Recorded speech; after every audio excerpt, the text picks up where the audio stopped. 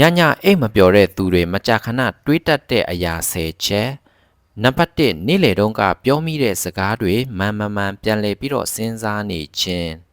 နံပါတ်2မဖြစ်သေးတဲ့အနာဂတ်အတွက်အလွန်စိုးရိမ်နေခြင်းနံပါတ်3ကိုဘဝအခြေအနေကိုအခြားသူတွေနဲ့နှိုင်းယှဉ်နေခြင်းနံပါတ်4ချစ်သူမိသားစုမိတ်ဆွေတို့အပေါ်မပြောရသေးတဲ့ခံစားချက်တွေများနေခြင်းနံပါတ်5အတိတ်ကအမားတွေကိုပြန်လည်ပြီးတော့အတွေးအခေါ်ထဲမှာထည့်နေခြင်း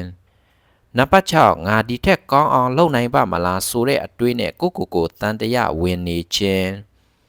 နံပါတ်9ငွေကြေးအလုပ်အကိုင်ဘဝလမ်းကြောင်းအပေါ်မှာစိတ်ဖိစီးမှုတွေများနေခြင်း